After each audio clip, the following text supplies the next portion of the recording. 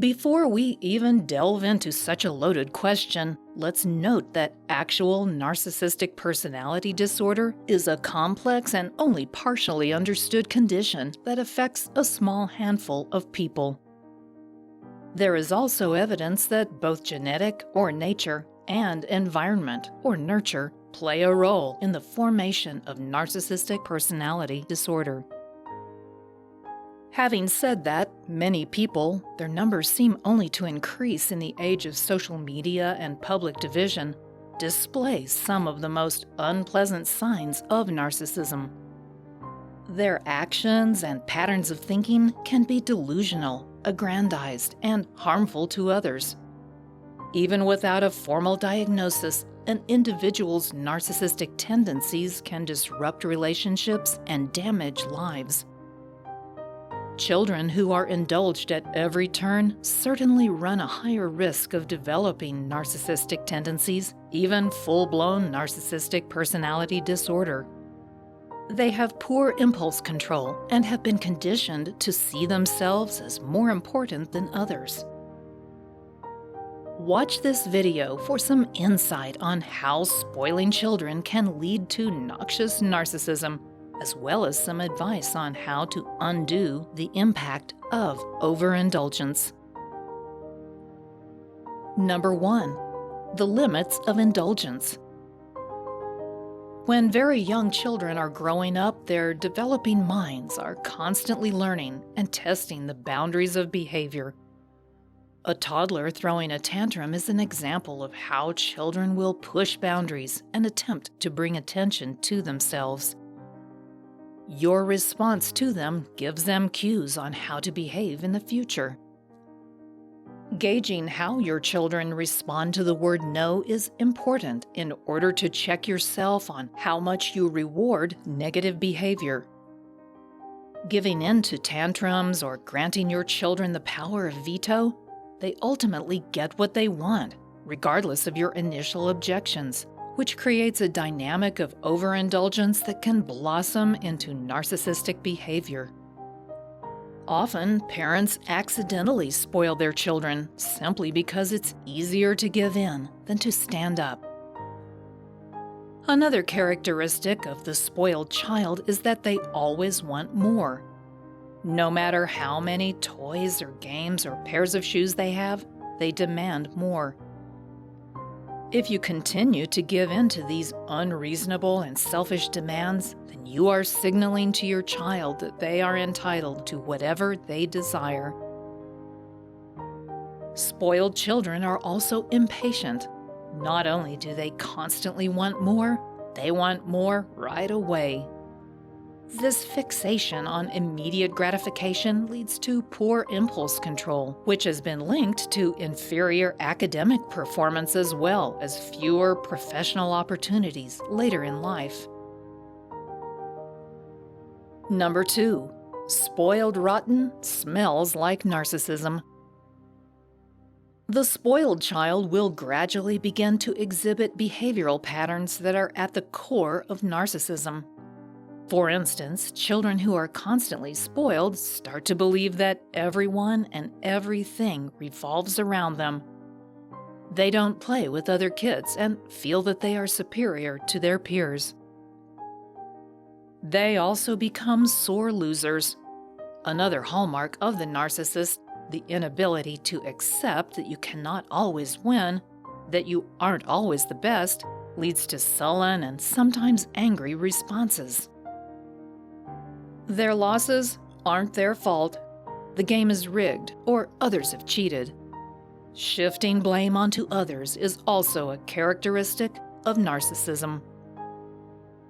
Children who have been overly indulged can also become skilled manipulators. If they don't get what they want from one parent or adult, then they will simply go to another, softer target to try again. When parents don't provide a united front, the spoiled child becomes quite good at playing them off each other. This can also devolve into routine extortion. This is when a child refuses to perform chores or complete necessary tasks unless they are rewarded. This kind of bribery is the ultimate expression of emotional manipulation, as the child wrests control from the parents. Number 3. Warding off progressively bad behavior. There are thankfully ways in which you can halt the progression of your child's gradually developing narcissism, even if you have heretofore engaged in indulgent parenting. First, regain the ground you've lost by explicitly declaring that things are going to change. Set clear expectations and guidelines for future behavior. To end tantrums and other inappropriate patterns in the face of no, such as whining or manipulation, don't allow yourself to engage. You must change your parenting tactics here. You might walk away or impose a consistent set of consequences for spoiled rotten conduct, depending on your child's age. If you give in, it signals to the child that this behavior is acceptable. The best way to head this off at the pass is to be direct and clear with your child. Let them know what the consequences will be right up front and stick to them.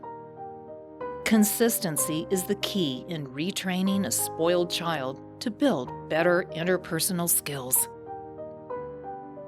You must also understand that your new parenting style will not win you many friends, at least at first.